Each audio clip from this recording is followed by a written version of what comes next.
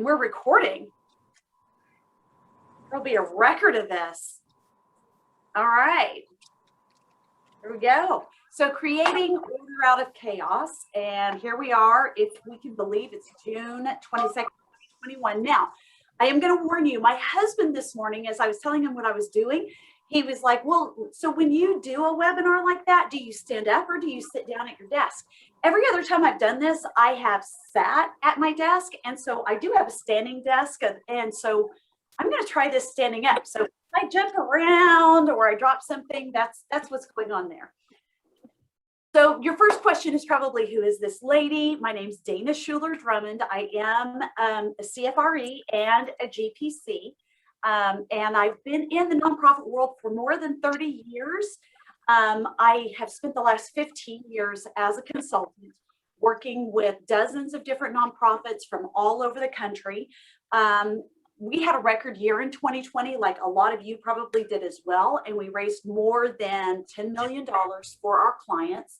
At any given time, we work with anywhere from 10 to 20 different clients doing different types of projects. And I kind of put a list of what we do at Sharpshooter. We do all kinds of things related to grants. We also help with organizational development, coaching, research and feasibility studies. Then I took on this little endeavor called Grant Holster. I did this a couple of years ago. Throughout my career, I had been incredibly frustrated that there was just not a good tracking system for the grant seeking process. And I tried putting everything together, doing all kinds of different workarounds. One of my biggest mistakes in life is that one of my best friends is a PhD computer scientist, and I listened to her. And so I was telling her about my frustrations, and she said, well, just make your own. It'll be easy. It'll be fun, she said. So I did. And so I underwent this process. It took me about a year to get it going, of creating Grant Holster, which is designed for grant seekers to help manage the process. However, apparently I had that idea at the same time. Some other people had that idea. And so there are several products out there. Now, my goal in creating Grant Holster, my goal for my career is to really just make the world a better place. So what I want to do is help you understand what's out there. If you want to use Grant Holster, that's awesome. If there's something else out there that can help you be more effective and efficient, I want to introduce you to that, and I want you to use that as well. So that is my intention for this time together. These are the objectives of our webinar. We're going to gain insight into the historic changes in the grant seeking process, which is really just kind of a fancy objective way of saying we're going to commiserate with each other on how insane things are right now. We're going to understand the key sources of chaos in the grant seeking. We're going to learn some tactics that can help eliminate some of those pain points, and then talk about some different tools. Also, a goal is I want to have a good time. I want us to be able to laugh. I want to feel connected, and I want to learn something. My main thing is I feel like there are times when you attend a conference or a webinar and learn something that's kind of esoteric and big picture. And I love those times, but my goal is for you to have something you can take away and use this afternoon or tomorrow, if you can, because that, to me, that just sort of seems to accelerate growth and change. So I'd like to do that.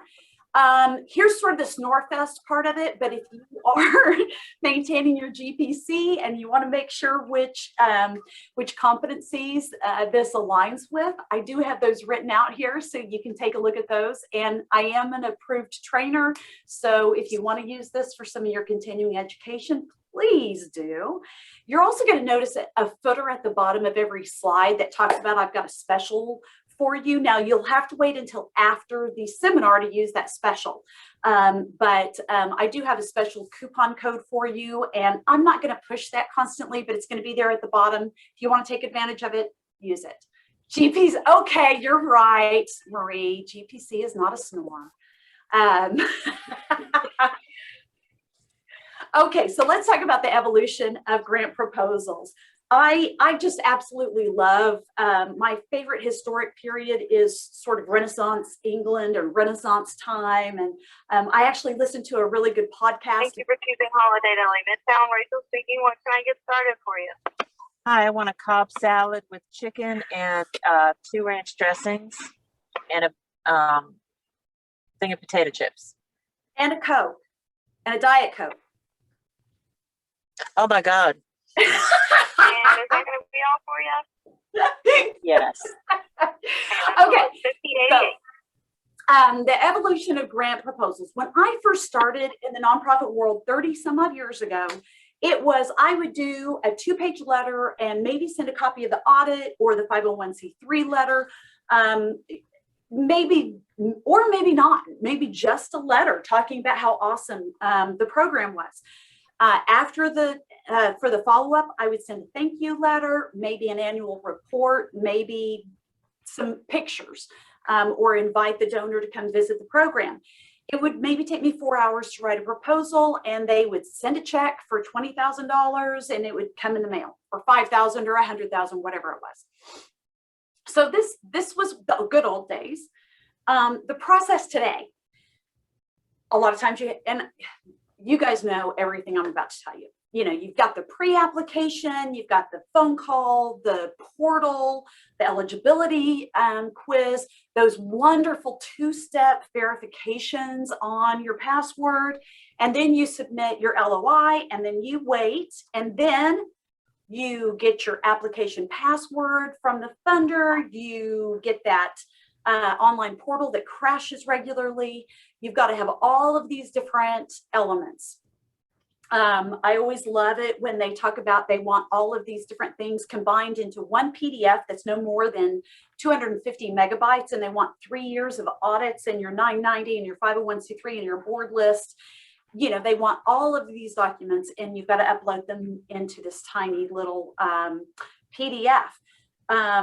And I also loved the how they always want a scanned letter with an original signature from the board president verifying that the board reviewed and approved this application 6 months before the deadline. I'm never really sure why they have that one, because boards, they just don't do that. Anyway, all of that, and I'm not done yet. Post-award, you've got your thank you, you've got your award acceptance, you've got the acknowledgement, you've got your quarterly reports. When all is said and done, you're spending 20 hours, maybe more, on the same amount of grant, $20,000 or less. Then you've got your board members and your administrators asking you these kinds of questions. Now, let me know if this sounds familiar to you. Or do you get asked, do you get told that they have increased the amount for grants for next year? We went ahead and did our annual budget, and we have increased the grants by $250,000. So go out there and find some new funders, okay? And redo the website while you're at it, because you're such a good writer.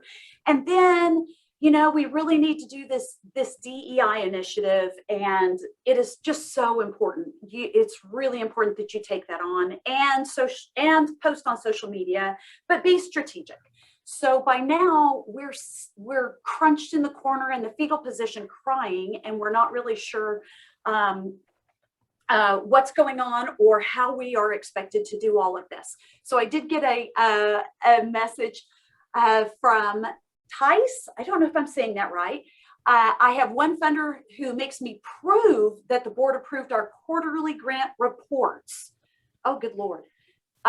Yeah, I would really love, let me know, tell me in the comments if you think this would be fun. I would love to do a seminar or a session. I'm thinking about doing it maybe around Halloween on all of our horror stories about grants, because I've got some that are just amazing. Anyway, let's go on and talk about, so you've got all of these expectations that are put upon you from the board members and the administrators. And the truth is, the only way that you can do more without more resources, so unless they hire you 3 assistants, and that's probably not going to happen anytime soon. So the only way that you can do more without more resources is to become more efficient and find a way to conquer that chaos. And that was really what I set out to do several years ago, because I don't like waking up in the middle of the night wondering if I'm missing a deadline. So really the first thing that I did is sort of that situation analysis. So where is that stress? Where is that chaos? What is the source of that chaos right now? And I realized that it comes from lots of different sources. There's the funder side, and they like to change deadlines. We had one that moved their deadline like back, like not giving you extra time, giving you less time. We just had that happen. They moved it 6 weeks earlier. Just had that happen a couple of weeks ago. Fortunately, we found out in plenty of time, and I'm going to tell you exactly how we did that. They changed their requirements. They reorganized their processes, priorities, or people.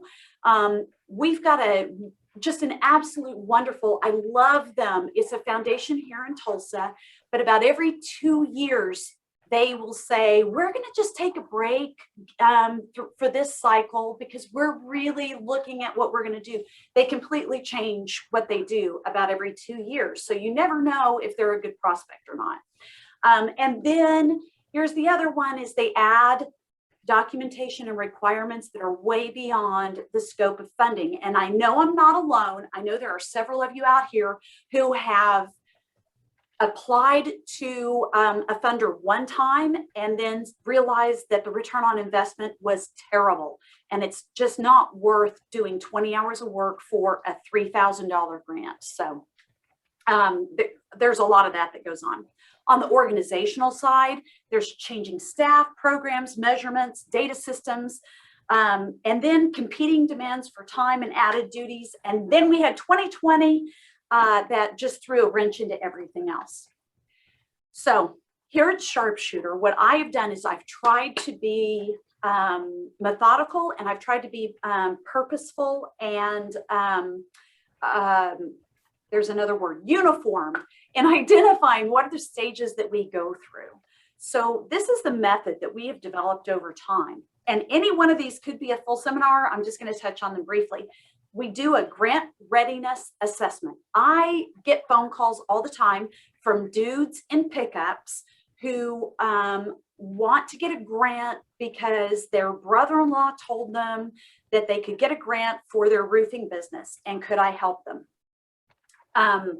I get lots of these different phone calls. So eventually what I did, because I always hated having that conversation that I used to term, please allow me to crush your dreams. Because a lot of times it would be people who had a really fabulous vision, but they just had no idea how to structure a nonprofit. And there was no way they were going to be getting any grants anytime soon. And so I created a grant readiness assessment. Now, if you go to the grantholster.com website and click on, I think I renamed it Toolbox. It used to be called Resources. And click on that. I've got all of these there for free. I don't charge for them. You can get them for free. A link to the grant readiness assessment. If you are working with nonprofits or you have somebody ask you about grants, you please feel free to use them. It is just sort of out there for you to use, and you can actually click a box that says, please do not contact me afterward, and I won't contact you. But what it'll do is it'll just print a report. It automatically prints it out, and it says things like, you know, if your board is just made up of the founder's family members, grantors are not going to look very, you know, highly on that, you know, so it's really just sort of that checklist of how to get grant ready. The second thing we do is a point report. So if somebody is onboarding and they want to start seeking grants or expand their grant seeking, we do a point report, and this is our prospecting that we do. Then we work with clients on the grant vault, and the vault, if you've written more than 2 or 3 grants, you know, a lot of it really is the same information over and over. So we collect all of that up front and keep it in the vault. And then we launch our 90-60-30 management, and then we do some assessments. So I'm going to go through each one of these. The grant readiness assessment, I already talked about that. But one of the things that we do is I do either give them a red, yellow, or green light. Sort of it's, you know, you've got a lot to do. Grants is really not a good strategy for you right now, or you're pretty close. You might be able to seek 1 or 2 grants, but let's work on some other things. Or it's, wow, you're amazing. Let's go. Then with our prospecting, searching, and ranking, this is the process that we use. We work with our clients and we identify a set of keywords.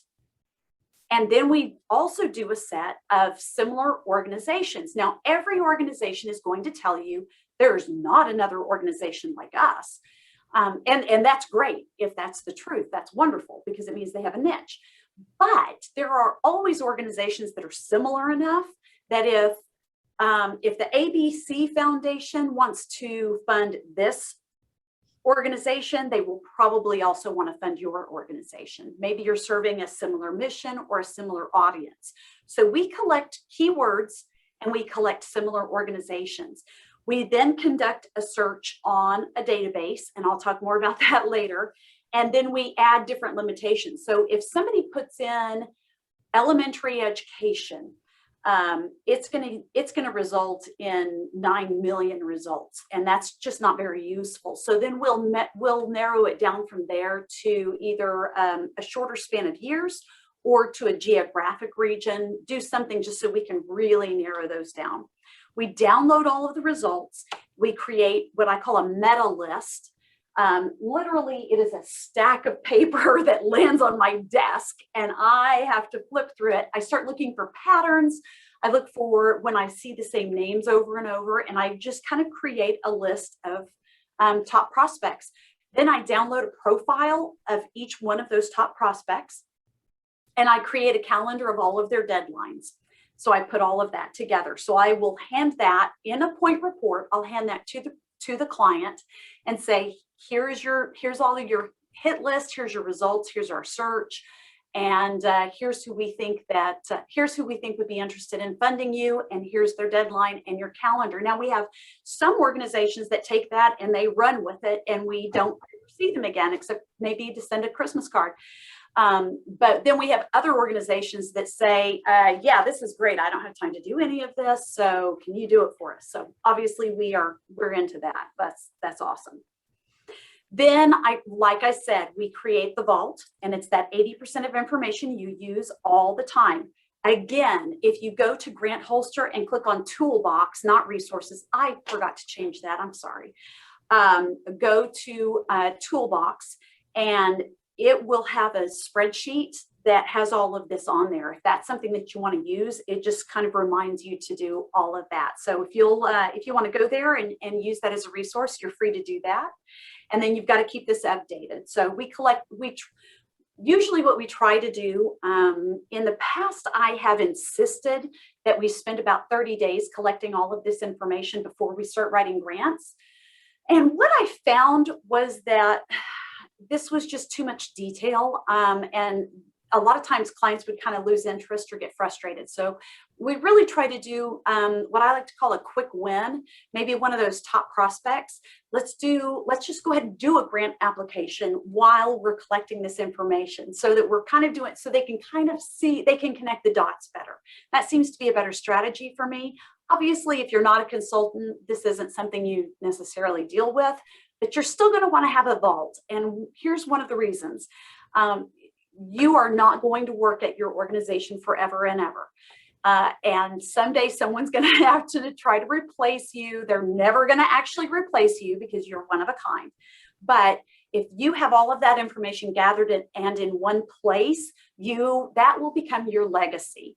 Obviously, your legacy is that series of grants that you've also secured, but having all of that information ready to go and hand somebody is a tremendous gift, and it can be used lots of different ways. At this point, we go into our 90-60-30 management, which probably sounds more, I don't know, technical than it really is. But we really go into 3 different stages, and that's a preliminary stage, a go, no-go phase, and then the working phase. So the preliminary stage is usually 60 to 90 days before the deadline. We go in and we double check the deadlines. We look at the funder, look to see what their priorities are. Have the priorities changed? We look at what's required. Is it the same as what was required last year? Oh, of course not. They've added 12 new questions and it's all in a different portal than what we've used before. But we put all of that information into our grant review form. And again, that's also linked on the Grant Holster website. So you feel free to use that form as much as you'd like. That form talks about, here are the requirements, here's the previous funding we've gotten, here's the contact information. It just has a summary of that. So within 60 days at the very latest, we will send that grant review form to the client. And then it's up to them. It enters the go, no go stage. We send that review form. We ask that they make the appropriate contact with the funder. As consultants, one of my policies is I never, ever, ever get between my client and their funders. It is up to them to make those contacts and develop those relationships. So it's up to them to contact that potential funder, visit with them, build the relationship. This is also the point where they determine the project that they want to seek, what type of grant it's going to be, restricted, unrestricted, general ops, etc.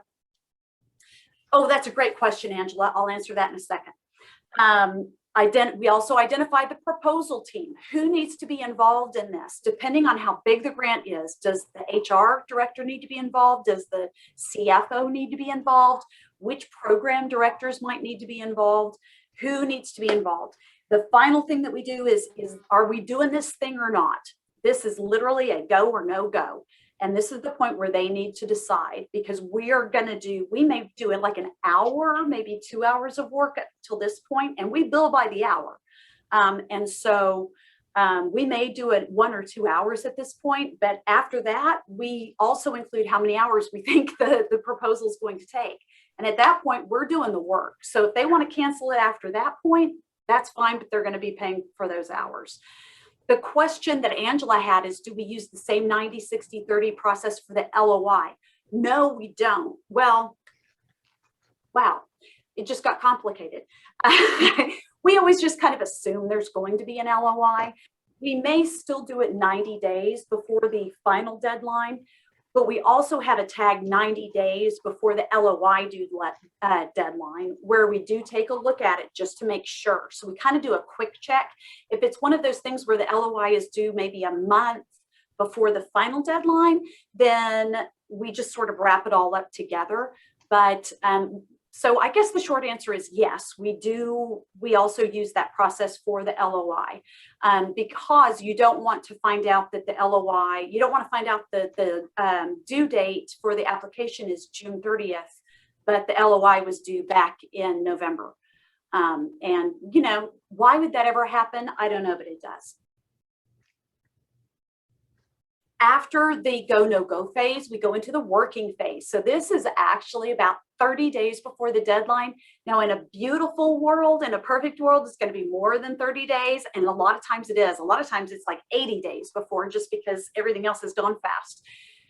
But no later than 30 days out is when we start our working stage. So we write, we review, we edit, we do all that last minute begging. And then we submit, or the client submits, depending on how the application goes.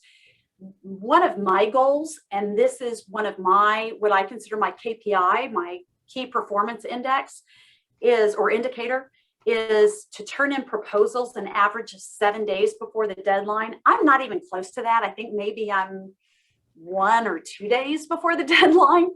But I have learned, as you try to measure your success as a grant professional, you know, it's hard to do that based on the number of proposals you submit, because you could submit a million crappy proposals and that doesn't show that you're doing well. It's really hard to base it on how many you get awarded, because there are so many different factors other than how well you did on the grant application. But for me, I have noticed that the grants that I turn in not the day that they are due tend to be better quality, less painful.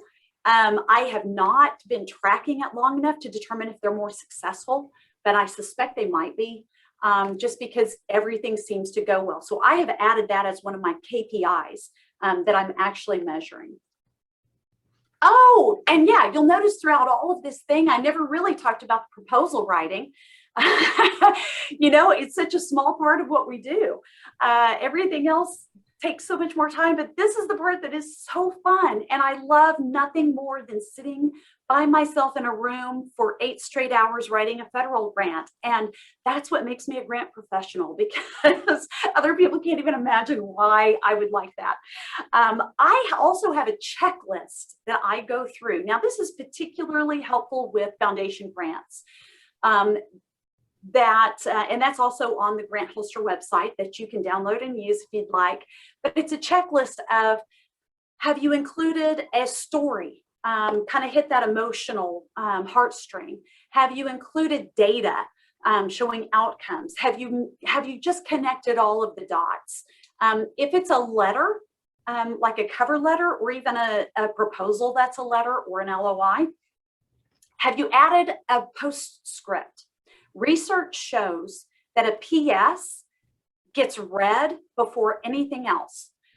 When someone opens up a letter, they look to make sure that they have the name, you know, that they got your name right. If you are opening a letter, you look to make sure that they got your name right, that it's actually to you, and then your eye immediately drops to the bottom, unless there's a picture on the page. You look at the picture next.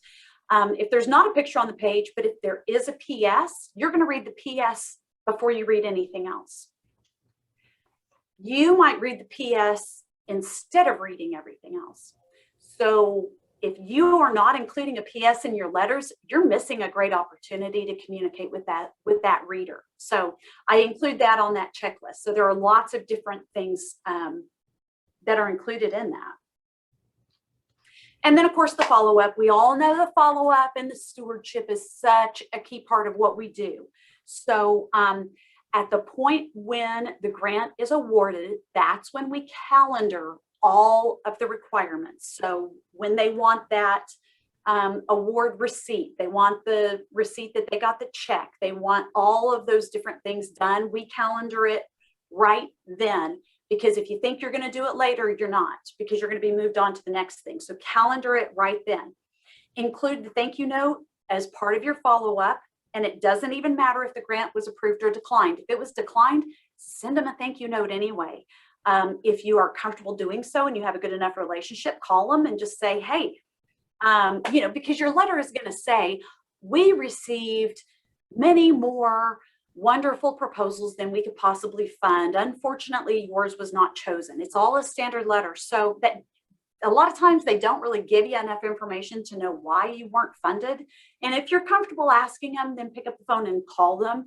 I wouldn't put that request in your thank you note. Make the thank you note just, thank you for considering us. We appreciate your support and all that you do for the community, blah, blah, blah, blah, blah. Because they'll remember that you sent them a thank you note.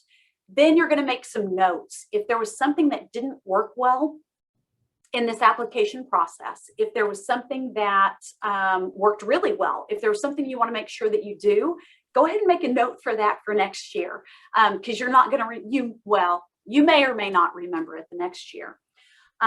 If you come up with some verbiage that you absolutely love and you look at that and you're like, oh my gosh, this made me cry as I was writing it, put it in your grant vault. As that we have a little tab we call verbiage we love, and stick it in there, reuse it. The next thing that you want to do, and this might be on a quarterly basis or an annual basis, is assess the feasibility of doing that same grant application in the past. How many hours did it take you to do the proposal? How many hours is it going to take to do all of the follow-up if you get the award? How many hours of staff time were used to put the proposal together versus the award amount? How many times has that funder declined you? I will usually, if go to a funder 3 years in a row, and after that point, I kind of call them, I have like a little category I call dead to us.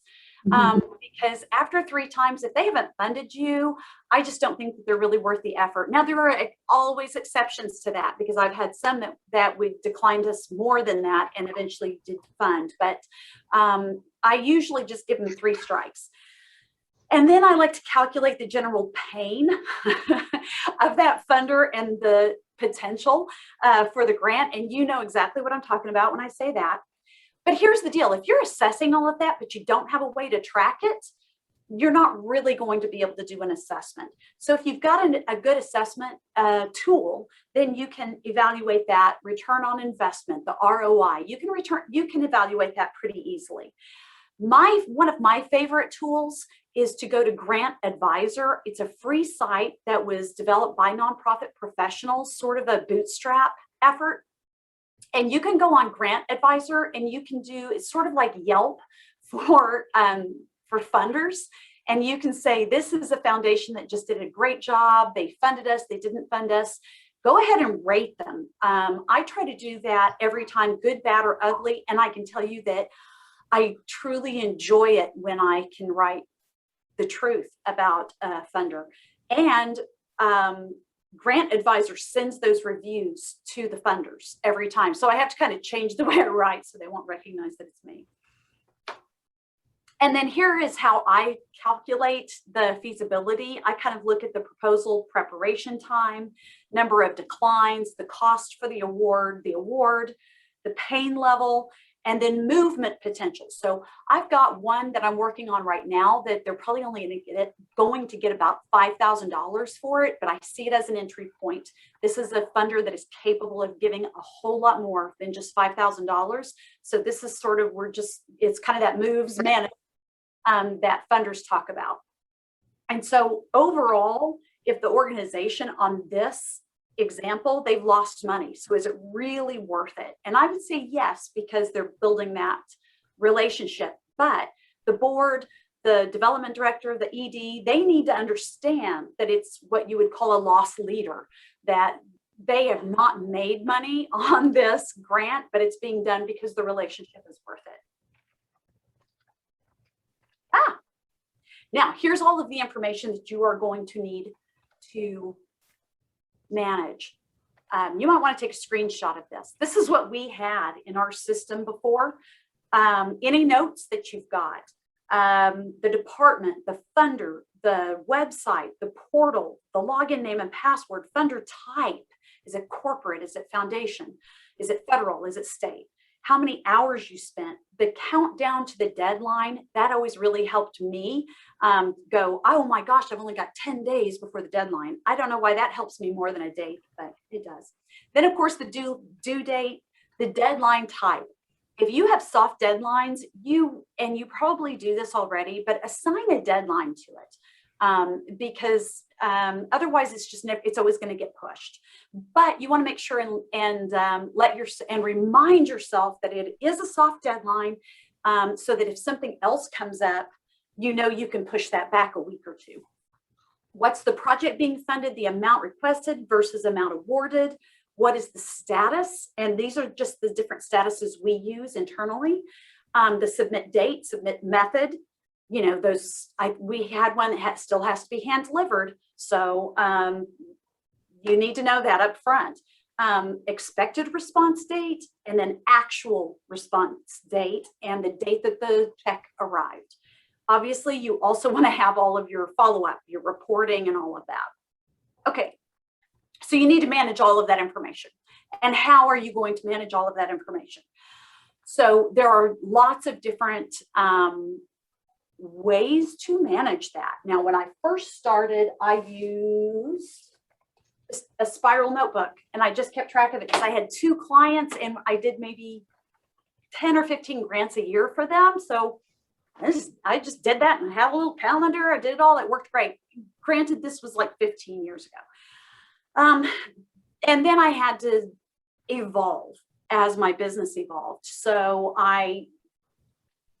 folks, let me tell you, I have literally, I think, used every system out there. I have used a whiteboard where I would mark, put all my deadlines and then mark them off. I've used it where it's in an Excel spreadsheet. I've literally used sticky notes, where I had sticky notes all over my walls. I had a different color sticky note for each client. And so then I would just kind of code them, and I'd move them around based on where they were. The problem with that, though, is sometimes sticky notes lose their stickiness and they'd fall down behind a desk. If I had a client who wanted to say, how much have we sought so far this year? I had to pull all of those and type them all out. And then the most frustrating part for me was that sometimes I couldn't find the right color for that client. And so I would have to use a different color for that client. And that just messed with my head. So I used all of these different methods. Some of these are cheap or free. Some of them are subscription or proprietary, meaning they're going to cost you money. Sometimes there's a free version, but eventually they're going to cost you money.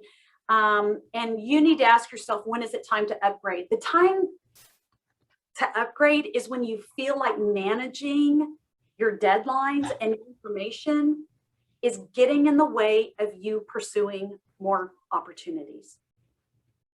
It's that easy. It's taking so much time. You're having to spend so much time going through it and pulling information and creating reports for this person or that person that it's getting in the way of seeking more grants. This is a list of the different, and some of you actually found out about this presentation from that grant chat community, where I did do a little survey to ask, what are the systems that you guys use? And I got, I had a lot of them. This is most of them. The majority of people said they still use Excel spreadsheets. And you know what? I used that for years. Then we went to using Smart Sheets, which is really kind of like Excel, except on steroids. And what I liked about Smart Sheet is I could enter all of that information that I had on that previous page right here. I had a column for each one of those things. And then on each line also had the capability to do a note or notes, and then attachments to each line. So that's why I say it was Excel on steroids. It got unmanageable for me because we had so many projects, it got completely unmanageable. There are lots of other proprietary things. There are CRMs, which is customer relation management. There's only a few that are actually created for grant seekers. So obviously Grant Holster, because that's my baby, but also Grant Hub. There's GEMS. I know Instrumental. A lot of people really like Instrumental. There are just lots of different opportunities. So part of what I want to help you do is understand what are the differences in a lot of these, and they all have pros and cons. The best system for you is the one that works for you. There's not a single system that works best for everybody. So the joy is now we actually have some choices, because 5 or 10 years ago, we didn't have choices. Okay, so this is what we did before. This was our toolkit that we used before we created Grant Holster. So we would do our Foundation Center directory to do our prospecting. That's $200 a month. I think it's more now. We used GuideStar, and we went through the IRS database and grants.gov. Those are all free. Then we had used collaborative workspace. So we still use the Google Suite because we can share our documents with our clients. They can get in there. We can work together in real time. We used Office 365. We also, for internal communication, we use Slack. And that allows us to, instead of having 9 million emails going back and forth, we can just do Slack, and it's just like texting back and forth kind of, but it's on your computer. And then you can search it, because I really like that. We did use Smart Sheet, and that was about $300 a year. We also use Harvest. Now, Harvest is a time tracker. There are several different time trackers out there. Now, Harvest, we have to pay for. It's worth it for me because I am a consultant, and the only thing that I am selling is my time. So I really need to have a good way to manage my time, document my time, report my time, and invoice for my time. And so Harvest does that for me, and it syncs up with my not Outlook. What am I trying to say? The other really frustrating software, QuickBooks. That's it. It syncs with QuickBooks. So when I do an invoice in Harvest, it creates an invoice in my QuickBooks. So I really like it. I know, excuse me. I know there are lots of other free versions out there. I would recommend that you use something. Even if you are working for a nonprofit, even if you're a volunteer working for a nonprofit, writing their grants for them, I strongly encourage you to start using a time tracker. This is going to show you how long. You cannot assess the return on investment for a grant opportunity if you're not tracking how long it takes you to manage that that activity, that opportunity. You've really got to start doing this, and this allows you to paint a picture for the folks that you're meeting with and the stakeholders that you're addressing. And it's a great thing. Board members love poring over how long each thing took. So thank you, Angela, for mentioning that. The Foundation Center Directory, a lot of times your library will have that for you for free. And I did use that free version at the Tulsa City County Library for years. Until it just I was spending the amount of time that I spent traveling to and from and doing everything just kind of got in the way. I needed it to be more accessible. So that's a really good tip. I have a colleague who works for a nonprofit that she has one day a month. She just sets aside the morning to go to the library and use Foundation Center online there and downloads everything that she needs. Okay, so here are some of the different online resources. Now, I've got these that are designed for grant professionals. So this is sort of like, obviously, Grant Holster is my favorite. And what I really like about Grant Holster is that it was created for grant professionals, and I'm a grant professional by a grant professional. It's also, it is ideal for consultants. Most of the programs that are designed are really not built for consultants. It's not always easy to manage different clients that have different priorities, and allowing different clients to be able to view their information, but not everybody else's. So that's something we built into Grant Holster because I needed it. And so it is very good at that. But if you just work for one organization, then you just have one client. And so that makes it easy. But I do actually have customers that will separate out their different departments. So maybe the, education department has one, and the outreach program or department has another, is considered another client. And so then they can give access to those different staff groups, just part of Grant Holster, instead of letting them have access to everything. Grant Hub was the first one on the market. They are through Foundant, and so they have the backing of Foundant. They've been around. Tammy Tilsey is amazing. She's a wonderful person, very warm, very engaging, very fun to be around. And I did use Grant Hub for several months, and the biggest barrier for me was it didn't accommodate a consultant at the time. At the time, it was also really new. And so I felt like they kept adding bells and whistles, and they were adding this and that. And at the time, I found that really annoying. And then now that I've developed my own software, I totally get it. That's just kind of how it works with software. So, oh, good. Well, thank you, Marie. She made a comment about talking about time tracking programs, and she does, yes. So many people do it handwritten. And it just is not as effective.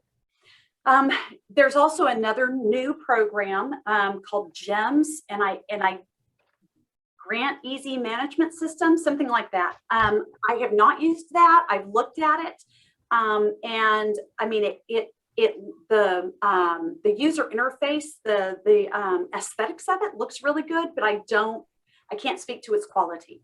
But I do know that the person who developed it is a grant seeker, so that may be a bonus. Grant Navigator is another tool that I looked at. It's pretty high end. It's one of those that you kind of have to sit down and work with them to figure out how much it's going to cost. I found it to be, the learning curve was just not right for me. It wasn't intuitive for me, but I do know that the developer worked with a lot of grant professionals in designing it. So it may have just been me, but I think it's worth looking at, especially if you're a larger organization or you have, that has the budget for something that's a little bit more sophisticated. Instrumental is another, and that is about anywhere from $150 to $250 a month. I do know some grant professionals and grant consultants who use Instrumental and are very happy with it. I know that Instrumental will help you seek sources of grants and then kind of track your process throughout it. It is not a tool that I have personally used, so I'm not familiar with that. Then I did have someone on that grant chat community mention e-grants. I'm not familiar with that at all. But I know that that is another resource. And then I did have several people talk about eCivis, and that's kind of been around for a long time. And I know that that seems to be, most of the people I know who use that are work for like cities or county governments. And so I'm really not that familiar with eCivis, but I know it's more high end. You've really got to have a lot of things that you're managing. But I think it is pretty comprehensive. It might just be, if you need a minivan, eCivis is that Mack truck. So it might give you more than what you really need. I know a lot of grant seekers will use fundraising specific software because it's what their organization uses. Donor Perfect, Bloomerang, Salsa, eTapestry, Razor's Edge, and so forth. The only issue with those is they really weren't created for grant professionals. They were created for donor management. And what we do is sort of donor management. Sometimes they'll have an add-on that's for grants, but it just doesn't, most of the time, the professionals I talk to just go, it just didn't fit. It just didn't work well. But if you've got to do that, then you've got to do that. For prospecting, here are the different systems that I've used. Grant Gopher is wonderful. They have a free version and then they have a paid version that is not that expensive. What I like about that is maybe they're just a kindred spirit to me. It was a grant professional who like 20 years ago said, there's no good way to look for grants. I'm going to create a system to do that. And so she just wrote the software and she did it. She goes out there every day and scrounges for opportunities. I have found stuff on Grant Gopher that I haven't found anywhere else. And so I really like it. Then Foundation Center Online, Foundation Directory Online, Instrumental. I also heard about one. I have not tried it. I've not checked it out. If anybody has, message us and let us know what you think. Grantmakers.io. And I don't know anything about that, but it's something I heard about just the other day. And so I just added it to this really quick. And then there are those programs that, and I have tried several of these, that just take lots and lots. Grant Station, of course, Grant Station as well is another good source. Then there are lots and lots of workarounds. If you can use something like Flux, I know that they have, there is Flux for fundraisers or grant seekers or something like that, Flux for grants. Then there's also Smartsheet that we used. We liked it, it just got out of control. Salesforce or another CRM. I use the CRM I use is called Less Annoying CRM. And it's only $10 a month. And I really kind of like that. It has all the bells and whistles that I need because I don't have to have something super duper robust. But I do have customers and I have prospective customers. And so I like to track those in a CRM. And the Less Annoying CRM really helps me. Basecamp, I did use Basecamp for a while. I personally really liked it. It was really inviting and I really liked the way it looked. I had a hard time getting my clients to get on there and work in it. And so if they weren't on board, it just didn't really work. Trello is something we also have used, and that's kind of nice. I also know that Monday is another app. So there's a lot of those sort of teamwork apps that people use that seem to work pretty well. And we've also got Grant Watch. Okay, thank you. Grant Watch is something a lot of you use. And so I'm gonna, I will add that to my list and I will check that out. Okay, so when you're trying to decide which system you're going to use, here are some questions you need to ask when you are going through this. And I have learned all of these the hard way, so I'm sharing them with you. So the things to consider: what's your budget for this? And look at your budget though. Think about how much time it's going to save you. Even if it seems like it might be more expensive than what you can afford, if it saves you lots of time and you can just maybe seek one more grant a year that you get, maybe it's already paid for itself. So look at the budget, look at the price. How intuitive, and this always seems to be the most important to me, is how intuitive is it? Does it make sense? Do they call things the same thing that I call them? Am I going to have to completely change what I call everything? Or does it just make sense? Think about who else needs to access the information. If it's just you and you're the only person who's going to access it, by any means, just pick what works for you. But if it's something that you think you're going to need to give other people access to, is it going to allow you to control what they are able to do in the system? Is it going to give you viewer versus editor capabilities? Are you going to limit what each viewer can see, by client or by program or whatever it is? So you need to make sure you know that before you start looking for things. And what do you need the software to do? You need to have that in mind, because every software out there has limitations. You need to have a clear picture of what you need your software to do and realize there might not yet be a software that'll do all of it, but at least if you understand what you want the software to do, that's going to give you a good jumping off point. Is it easy to change your mind about your level of membership or just stopping using it? Sometimes you're locked into a contract for a year. Sometimes there are other stipulations. So you need to know about that. Who developed the system? Is it somebody who's familiar with grants? And how upfront, when I said every system has limitations, how upfront are they about those limitations? Are they going to share the limitations with you, or are you going to have to find out about them the hard way? Is there a free trial? How secure is the system? Or do they use like a HIPAA compliant sort of security system? How modern is their backbone?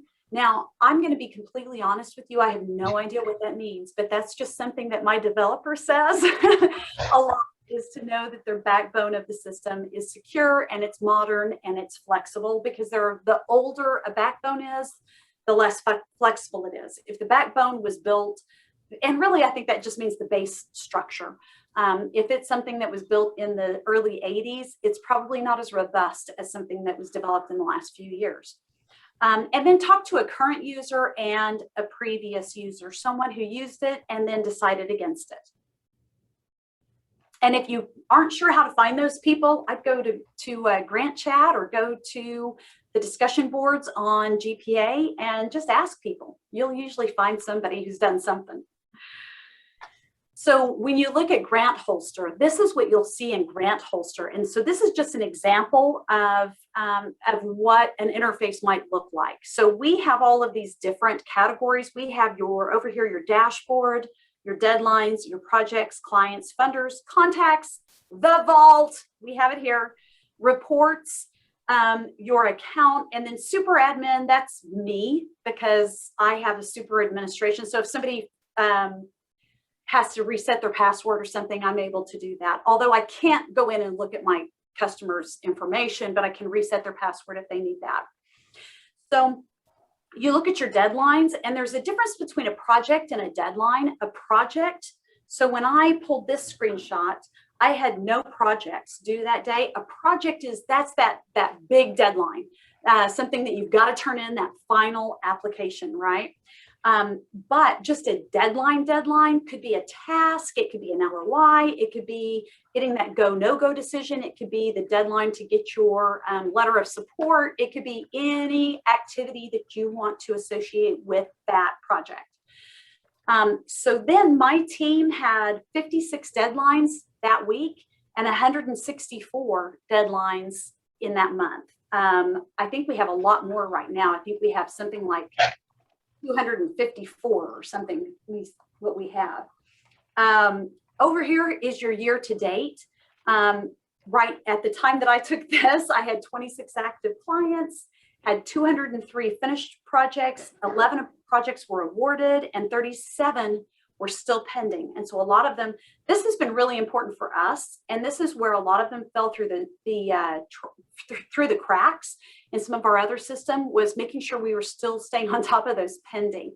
Because sometimes you look and you notice it's been 6 months and you still haven't heard anything, or 8 months and you still haven't heard anything. And so this allows us to track those a little bit better. And then underneath on the dashboard, you have my queues. So this is just which kind of sounds like IQ, but you can look at either your team deadlines or your personal deadlines, and you can toggle back and forth to those. And this just shows you what's coming up next. What do you need to be working on today? And for me, it was for this one client, I had something that was for our INCOG, which was our Council of Governments. And we just found out today that it was declined. So I'm really bummed about that. But that's when we had this. And then this is what the vault looks like. For every client or every department, however you want to set that up, you have all of these different categories that we talked about before: programs, governance, fiscal, partnerships, awards, attachments, verbiage. And then you can download all of that into a PDF or a spreadsheet if you need to share it with someone or do something with it. Okay, so right now I just want to recap because I don't want to spend all the time talking about how pretty my baby is. If you want a longer tour of Grant Holster, I would love to give that to you. Just contact me, and my information will be in here. You can contact me and I can take you on a longer tour of it. But I want to just recap the sharpshooter communications method for seeking grants. We do the grant readiness assessment, then we do the point report, then we collect information for the grant vault, doing a quick win. And then we do the 90, 60, 30 management, and then we do an assessment. We do assessments of how effective that grant program was. And we just really start over.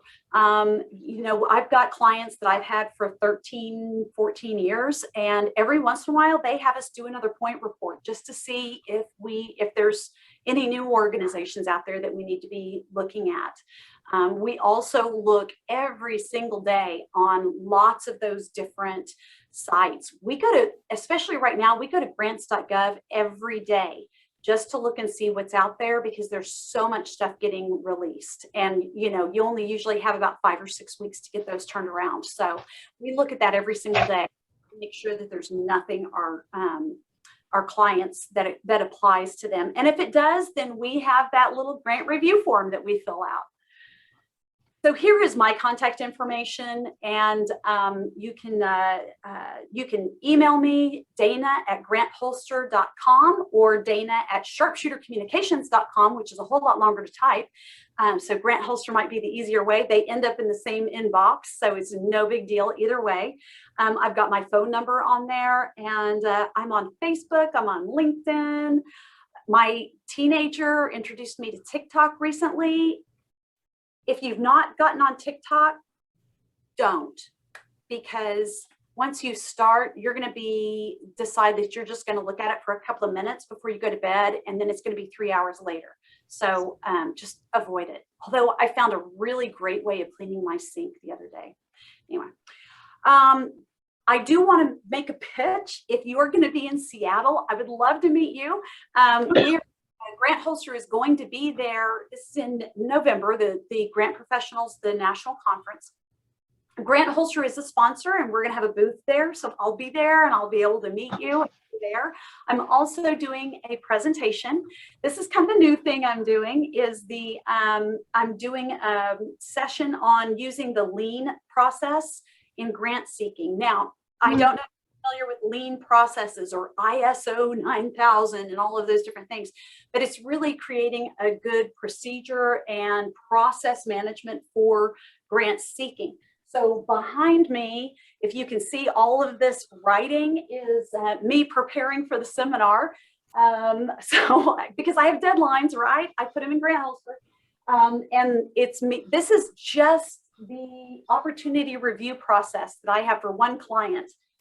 Everything that I have to do to make a decision as to whether or not we are going to pursue a grant.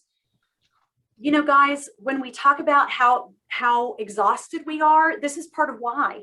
But what you see on the screen right now is when I worked with the client. This was actually the proposal development phase. So after we do the opportunity review process and they decide go, no go, that was the start of this, was the go. If they want to go, this is everything that we do. This is why we're exhausted, guys. Look at this process. And so what I'm really hoping is that if we can look at the current state, then we can talk about the future state. So if this is what it actually looks like now, what do we want it to look like in the future? Where are the pain points in this whole process? Where is it that things break down and things don't work as well? This is a really, to me, this is fascinating. And I think that it's probably just because I'm a grant professional that it's just sort of that analysis that we all love so much. So I am really excited about doing this session. It's going to be a case study of this project I've done with this one client. And I'm going to just take you through, and it's still evolving. I don't know what the session's going to be like because I'm still in the middle of it. So I am excited about it, and I'm looking forward, and I hope you will join us in Seattle for. Now, I do have a special for you if you decide that you want to sign up for Grant Holster.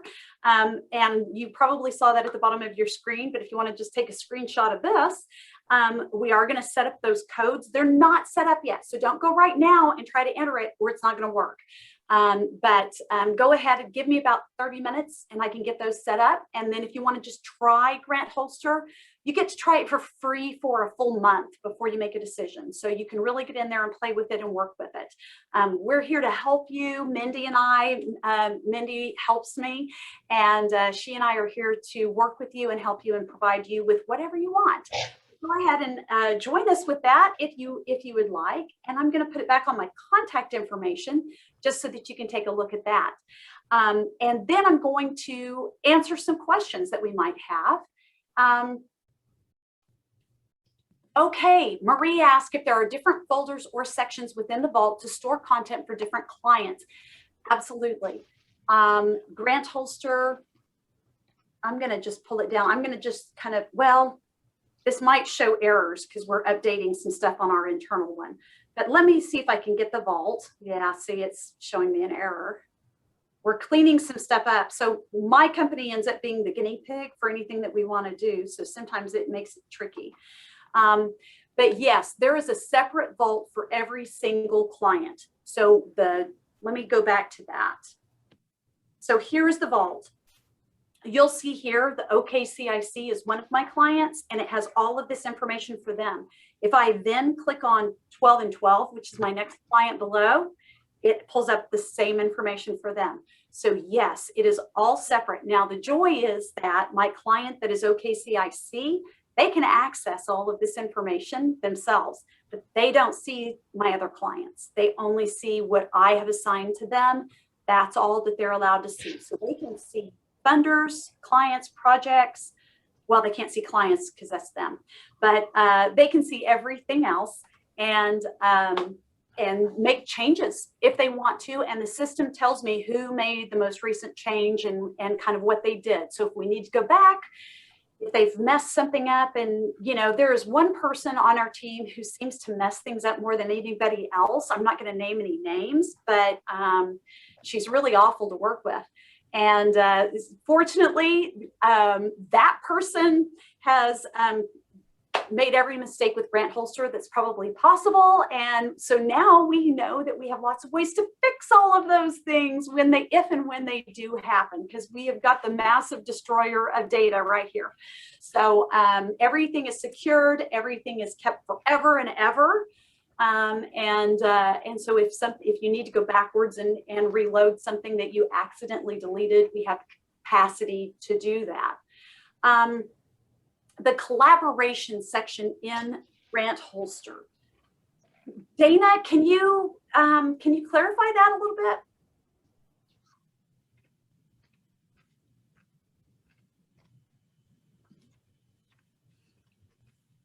And you can unmute yourself if that's easier.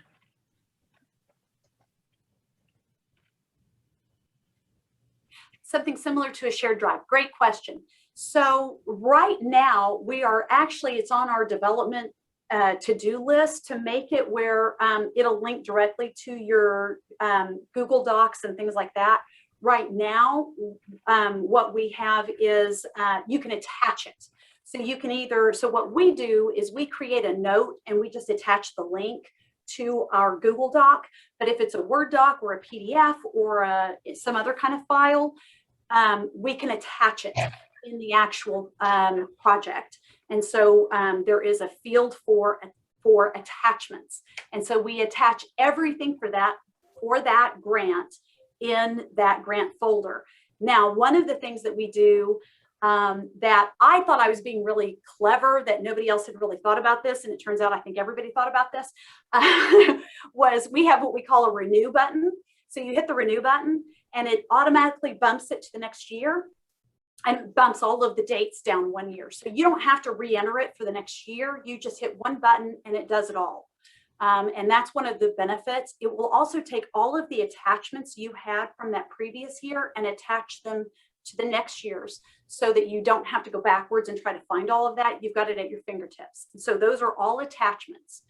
Oh, neato. I think it's neato too. Thank you, Sharon. The capabilities of the 3 options in Grant Holster. Thank you, Beryl. Hey, Beryl, how was your lunch, by the way? Is it good? It was delicious. I'm sorry I couldn't share it with you. I wish you could. It sounded really good when you were ordering it. So where did you order it from? I ordered it from Holiday Ham. Ooh, that sounds really good. It was good, and I apologize for the interruption. Oh, I kind of thought it was really funny, but I was always that kid that got sent out to the hallway in class because I was disruptive.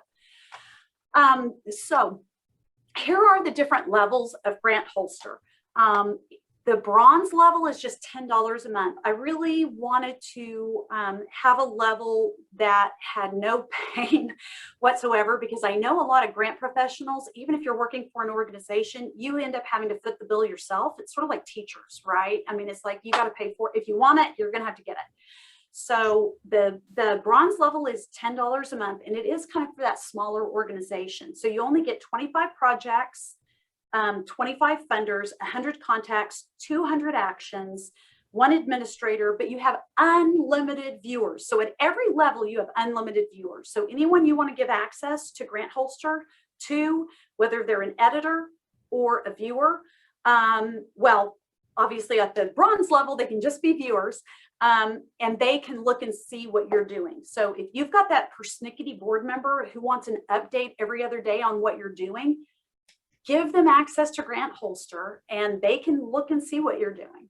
At the silver level, which is the intermediate level, this would really be more for just maybe a small organization or even a medium size. It's 100 projects, 100 funders, then it's unlimited contacts and actions. Now, the main difference in that $10 level is that you don't have access to the grant vault. You would still have to have that grant vault as part of as an Excel spreadsheet or just some other kind of a file, which is why I put that on on the toolkit on Grant Holster, because I want people to be able to have that, but it required so much more programming to get that into Grant Holster that I'm just putting that in the upper levels. You get to have 1 administrator and 2 editors. So if you've got a team of people who need to make changes in Grant Holster, you can have 3 people who can make changes. And then again, you get unlimited viewers. You can invite anyone you want. And all of those viewers, you get to limit which clients. If you have things set up as separate clients, you get to choose which clients they view. The gold level, which of course is the best value, right, is $89 a month. And this is perfect for consultants and larger organizations. So you have unlimited access to absolutely everything, except for administrators. You only get one administrator and you get 5 editors. And if you needed more than that, we could probably work something out. And then again, you get unlimited viewers. Something else that you do get, you do get a no hassle preview. I do have a YouTube video where I've shown everything. One of the things, because I'm an introvert, I know I don't seem like one. I am, I promise. I don't like having to get on the phone with a salesperson to get a tour of the software. That just feels awkward to me. I don't like it at all. And so one of my goals was to not force people to do that. If you want to sit with me and have me walk you through it, I'm happy to do that. But if you don't want that, if you just want to check out a YouTube video, you can do that. You can put it on double speed and get through it in 10 minutes while you're eating your lunch. Do whatever you want. I will say that the YouTube video is probably 2 iterations ago. So there have actually been some changes and some upgrades since then, because we are always making changes and upgrades as I have the money to pay for them. So I have a big long list of things that I want to do. Anyway, that's everything I've got. Oh my gosh, and we have 14 minutes left. So what other questions, comments, observations? If you've used a system that you really like and you would like to share your experience with everybody else, please do. Because I need a drink. It's water. I was wondering if you ever deviated from the 90-60-30 procedure, if there was capacity for sort of emergency. I've got this grant and we've got to do it in 3 weeks or whatever. Yes, I had one, let's see, 3 weeks ago, I had a client, which was, they're actually a foundation. They're actually the largest foundation in Oklahoma. Oops, so I just said who they were if you look that up. But they asked me if I could help with a state grant that had just been released and it was due in 10 days. I'm not going to say no to that, right? So absolutely, but I did still go through the same process. Now they knew that they were going to pursue it. So there wasn't a go, no go phase, but in a way there was, because there were still those elements that I needed to confirm with them. Exactly what project is it? How much is it going to cost? What exactly are you asking for? We had to have that initial meeting, that proposal kickoff meeting, where we talked about everything and set a timeline for everything. So we just accelerated the 90-60-30 so that it was more like 9 days, 6 days, and 3 days. And we got the grant turned in 45 minutes before the deadline. And oh my gosh, it was so stressful. I hate that. Oh, I hate it so much. We were waiting on letters of support. That was all we were waiting on. But once I got them, then I had to scan them and, attach them and do all of that stuff. So we had them. And then it was also one of those that they required the board president sign. And so we had to track that person down and have them. It was just so, but we did it. So yes, that was a really long answer to your simple question. Sorry.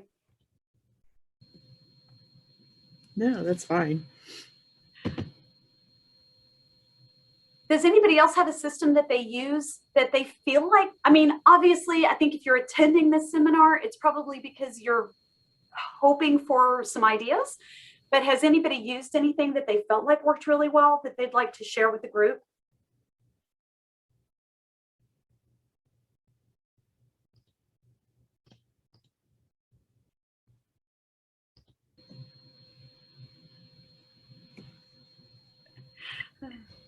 You guys are introverts too, right? Either that or your mouth is full. Or does anybody have any more questions that they want to put in the chat, or just speak out loud, unmute yourself and speak to the group?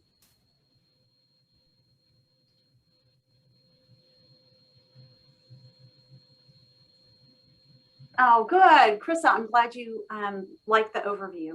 If you're not using anything, I would assume that you are feeling a little overwhelmed because if you're not using anything, well, I mean, unless you're just, and maybe you are, I'm not going to make any assumptions because maybe you are just an absolute genius, but I don't know how anyone could hold all of this information in their head. So unless you are at a genius level and you can hold it all in your head, you really are using a system. I can assure you, you are using a system. It's your system, and it may not be the most effective system. It might just be in paper.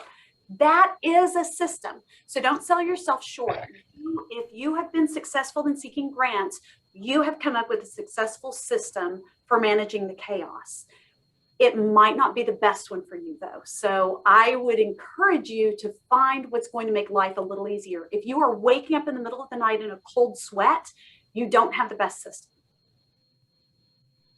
Does this, hold on. How does this work with grant compliance reporting deadlines? Does it give you a pop-up alert or a reminder? And that is a great question. The way that we structure Grant Holster is you get the award. It does show that it's awarded, but in that same award, you will also calendar your reports, and you can put as much information in there as you want. So if it's on September 12th, send a reminder to the program coordinator that the report is due mid-October. You can set yourself a reminder to do that.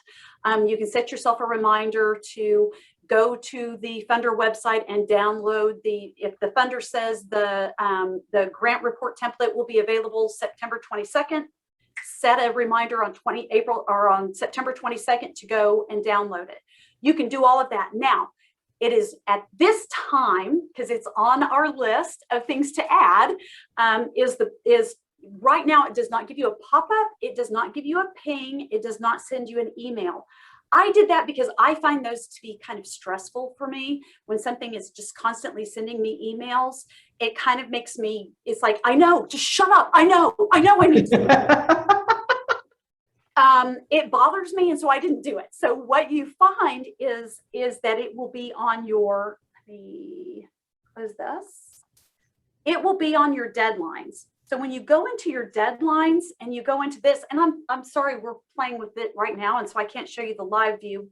But when you go into the deadlines, it will show up. Today, I need to remind the program director that this report's coming up in 9 days or whatever it is. So you can set all of those, and they will show up on your queue, and it will remind you. So what it does is I open up Grant Holster automatically every morning. And it opens up, and I can look and see what I've got that I need to do that day. Hopefully I don't have, for me, a perfect day is when I open it up and there's nothing that's due today. But usually there is something. And it might just be an action. It might just be remember to submit this. So, so it doesn't do pop-ups. It doesn't do email. That is something we are going to integrate in our next version, because we have had a lot of people ask for that. So we're going to be looking at that. We're going to be getting with our users and saying, what do you really want? Whatever you want to do, whatever you're comfortable with. Do you want it to be an email? Do you want it to be something else, or a pop-up? Something else that we don't have in Grant Holster right now, that there are really two things that we don't have the capability to search for prospective funders. We do still use those third-party. Joylyn been on your ass today, more today. And thank you.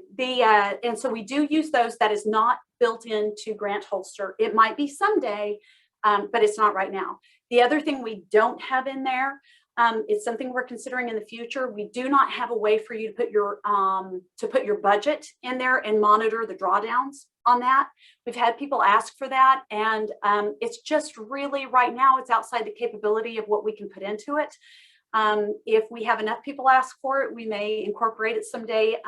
I wouldn't even say it's on the short list though, just because typically a grant professional is working with a CFO or an accounting office or a bookkeeper, and they have their own system for managing all of that. So that's not something that we've integrated. So laying it all out there of what we've got and what we don't.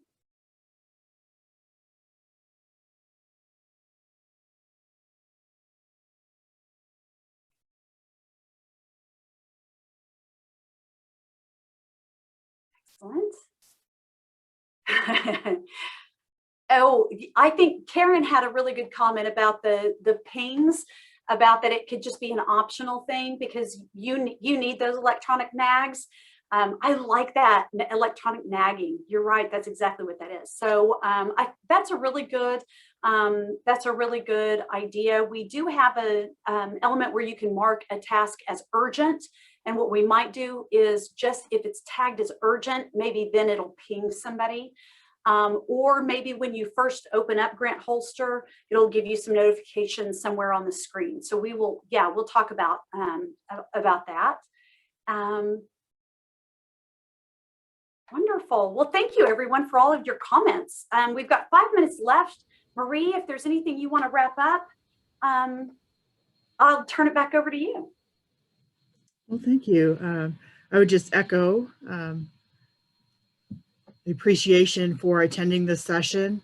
We're happy to be able to offer this to our grant colleagues around the country. The recording will be available probably, usually doesn't take very long. It'll probably be ready about an hour after the meeting. I'm not sure when I will get it sent out.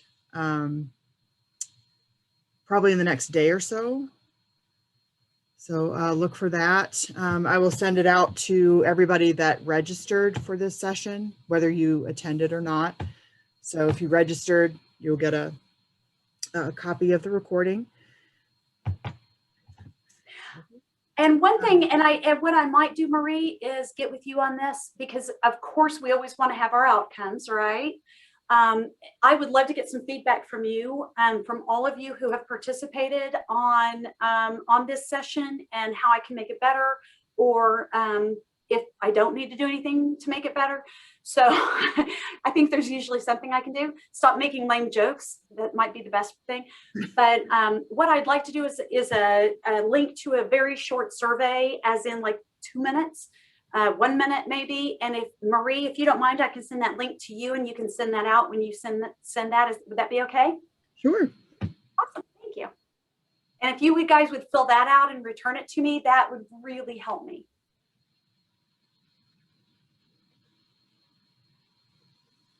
Good. Well, Dana, thank you for reaching out to the chapter a couple of months ago. I'm glad it worked out so well.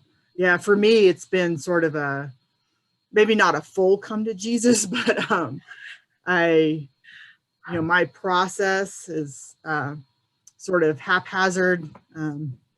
So I feel like maybe it's time to up my game a little bit. So this was really good for me personally.